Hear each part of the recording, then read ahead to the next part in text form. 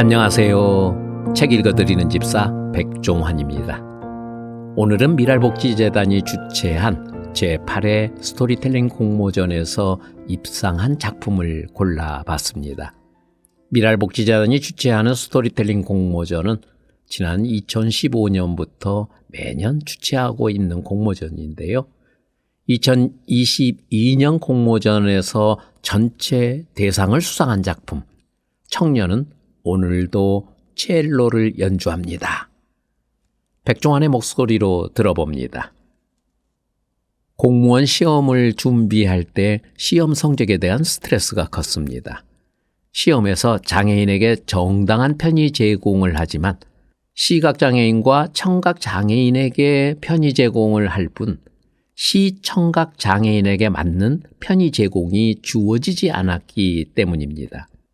7년여의 시간 동안 정말 열심히 공무원 시험을 준비했지만 내 저시력에 맞지 않는 확대 문제지와 내 시청각 장애에 맞지 않는 시험 시간 연장으로 제대로 시험을 본 적이 한 번도 없습니다.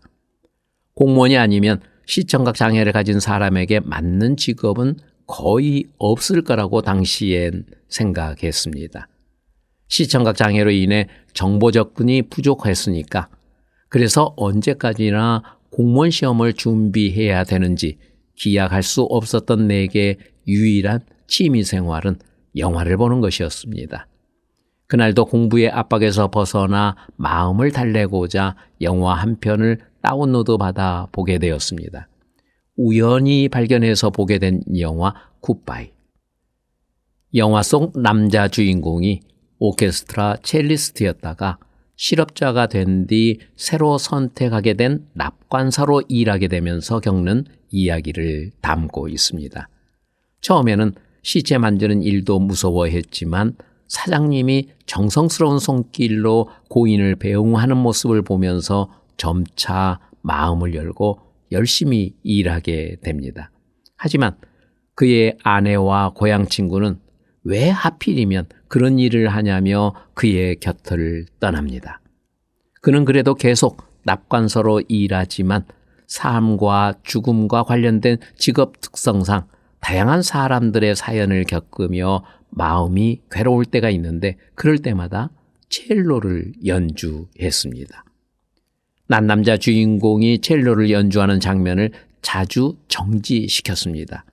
시청각 장애를 가지고 있어서 첼로의 소리가 들리지 않을 뿐더러 첼로라는 악기가 있다는 사실도 굿바이 영화를 보고 처음 알았기 때문입니다.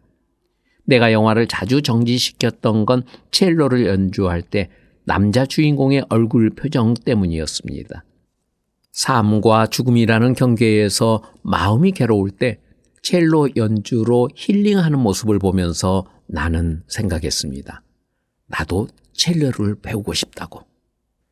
사실 첼로가 어떤 악기인지도 모르고 어떤 소리가 나는지도 몰랐지만 막연하게 첼로를 배우고 싶었습니다.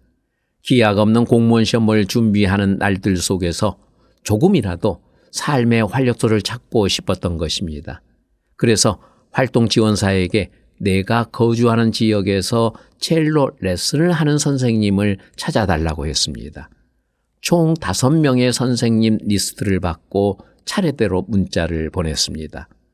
레슨할 시간과 장소, 레슨 비용에 대해 이야기를 나눈 뒤 내가 장애를 가지고 있다고 했습니다. 첫 번째부터 네 번째 선생님은 모두 레슨을 거절하였습니다. 내가 소리를 듣지 못한다는 이유 때문이었습니다. 마지막 선생님께 연락을 드릴 때도 레슨을 거절할 줄 알았습니다. 하지만 5번째로 연락드린 선생님은 내가 장애를 가지고 있다고 하자 첼로는 마음과 영혼으로 연주하는 악기라고 했습니다. 처음에는 조금 어려울 수도 있겠지만 열심히 해보자고 하셨습니다. 정말 고마웠고 선생님 덕분에 첼로를 배울 수 있게 되었습니다. 시청각 장애를 가지고 있기 때문에 악보를 보기 어렵고 내가 연주하는 첼로의 소리도 듣지 못합니다. 하지만 오른손으로 활을 잡고 첼로의 활을 그을 때 나는 진동을 느낄 수 있습니다. 그리고 무엇보다도 첼로는 이 지구상에서 존재하는 수많은 악기 중에서 연주자의 심장에 가장 가까이 닿아 있습니다. 그래서 소리를 듣지 못해도 선생님의 말씀처럼 마음과 영혼을 담아 첼로를 배우고 연주할 수 있게 되었습니다. 그래서 첼로를 연주할 수 있다는 사실이 너무 기뻤습니다. 하루 일과 중에서 첼로 연주하는 시간이 가장 행복할 정도로 정말 열심히 연습했습니다. 하루는 외출하기 위해 집을 나섰는데 집 현관문에 포스트잇이 하나 붙어 있었습니다. 악기 소리가 너무 시끄럽다는 내용이었습니다. 난 그때야 깨달았습니다. 내가 연주하는 첼로의 소리를 내가 듣지 못하기 때문에 벽간이나 층간으로 이웃들에게 얼마나 큰 소음을 주는지 전혀 몰랐다라는 걸. 그때부터 더는 집에서 연습할 수 없었기 때문에 첼로를 가지고 밖으로 나가서 연습했습니다. 하지만 현악기로 주변 온도에 민감하게 반응하는 악기인 첼로는 겨울에는 밖에서 연습할 수가 없었습니다. 그래서 이듬해 봄이 되어 날씨가 따뜻해질 때까지 기다려야 했는데 하루 일과 중 첼로 연습하는 시간을 가장 행복해야 하는 나는 도저히 기다릴 수가 없었습니다. 어떻게 하면 좋을지 고민한 끝에 거주하고 있는 건물의 모든 이웃에게 편지를 썼습니다. 지난 여름에 악기 소리로 큰 피해를 드려서 너무 죄송합니다. 그런데 제가 청각장애를 가지고 있어서 악기 소리를 크게 들리는지 몰랐어요. 너무 죄송합니다. 그런데 제가 하루 일과 중에서 첼로 연습하는 시간을 가장 행복하게 생각합니다. 너무 죄송하지만 하루에 오후 1시부터 2시까지 1시간 동안만 집에서 연습하게 해주실 수 있을까요? 부탁드립니다. 건물의 집집마다 문틈에 편지를 꽂으려고 하는 손이 덜덜덜덜 떨렸습니다. 정말 이래도 괜찮을까? 잘못하면 이 건물에서 쫓겨날 수도 있을 텐데 마음속에서 누가 이렇게 말하는가 하면 또 다른 누군가는 아니야. 첼로를 계속하고 싶으면 이렇게라도 해야 돼. 라고 외쳤습니다. 결국 용기를 내어 모든 문틈에 다 편지를 꽂아두고 도망치듯이 집으로 왔습니다. 그날 밤부터 내가 적어두었던 휴대폰 번호로 문자가 오기 시작했습니다. 모두 마음껏 연습하라고, 괜찮다고 응원한다는 내용이었습니다. 그 중에서도 내 마음에 와닿는 문자가 있었습니다. 인생의 즐거운 부분을 마음껏 즐기지 못해 속상하시겠어요. 편지 잘 받았고요. 당신이 듣지 못하는 첼로의 소리 제가 대신 들어드리겠습니다. 그렇게 이웃들의 배려 덕분에 난 다음 날부터 오후 1시부터 2시까지 첼로 연습하는 시간으로 정해두고 집에서 연습할 수 있게 되었습니다. 그런데 며칠 뒤 외출을 하면서 새로운 입주자가 들어오는 걸 보고 또 양해를 구하는 편지를 써야 되나 고민이 되었습니다. 그래서 고민하다가 감동적인 문자를 보내주었던 이웃에게 문자를 보내 물어보았습니다. 내가 연주하는 첼로의 소리가 얼마나 크게 들리냐고, 내가 무슨 곡을 연주하는지 알아들을 정도로 크게 들린다고 대답이 왔습니다. 난 지난 여름에 누가 악기 소리가 시끄럽다고 포스트잇을 붙였었다고, 그래서 혹시 새로 입주한 이웃도 그러지 않을까 걱정된다고 문자를 보냈습니다. 그랬더니 감동적인 문자를 보내주었던 이웃이 그때 포스트잇을 붙였던 사람이 바로 자기라고 했습니다. 정말 깜짝 놀랐습니다. 그 이웃은 내게 첼로가 어떤 의미인지 모르고 무작정 시끄럽다고 해서 내 편지를 읽고 내게 많이 미안했다고 합니다. 하지만 나는 오히려 그 이웃이 정말 고마웠습니다.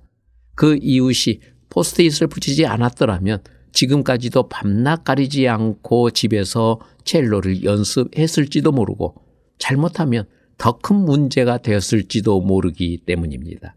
그 일을 계기로 우린 좋은 이웃이 되었습니다. 첼로를 배우게 되었을 때 1년 동안은 가족을 비롯해서 누구에게도 말하지 않았습니다. 특히 가족은 공부해야지 뭐하러 첼로를 하노? 소리도 못 듣는데 어떻게 하노? 하고 반대를 할 게 뻔했기 때문입니다. 그래서 어느 정도 연주를 할 수 있게 될 때까지 비밀로 했습니다. 악보가 잘 보이지 않으니까 악보에 있는 음표와 심표, 각종 부호들을 내가 볼 수 있는 큰 글씨로 따로 옮겨 적은 뒤 틈만 나면 그걸 보고 외웠습니다. 그렇게 다 외워지면 왼손으로 첼로의 지판을 짚으며 음정을 익히고 그 다음 활로 그어보면서 연습했습니다. 하나의 곡이 어떤 곡인지 이해하기 시간이 걸리기 때문에 어느 정도 연주를 하기까지 최소 한 달은 걸렸습니다. 그렇게 몇 곡 정도 연주를 하고 장애인 인식 개선 교육 강의에서도 연주를 하게 되었을 때 가족에게 첼로를 배운다라는 사실을 이야기했습니다. 그 말을 듣고 엄마가 듣고 싶은 곡이 있다고 한번 연주해보라고 했습니다. 가수 이정옥의 숨어있는 바람소리였습니다. 난 전혀 모르는 곡이었는데 누구도 아닌 엄마가 선곡했다는 사실에 그날 바로 악보를 구했습니다. 그리고 나만의 방법으로 곡을 마스터하기 위해 매달렸는데 한 곡을 마스터하는데 한 달이 걸리던 내가 그 곡을 하루 만에 다 마스터했습니다. 엄마의 존재가 그런 것 같았습니다.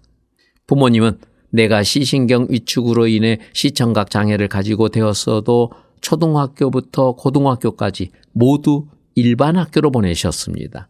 당시엔 장애 학생에 대한 지원도 제대로 이루어지지 않았고 장애에 대한 이해나 인식 개선 교육도 이루어지지 않았습니다. 그래서 초등학교부터 고등학교 2학년까지 늘 같은 생활을 했습니다.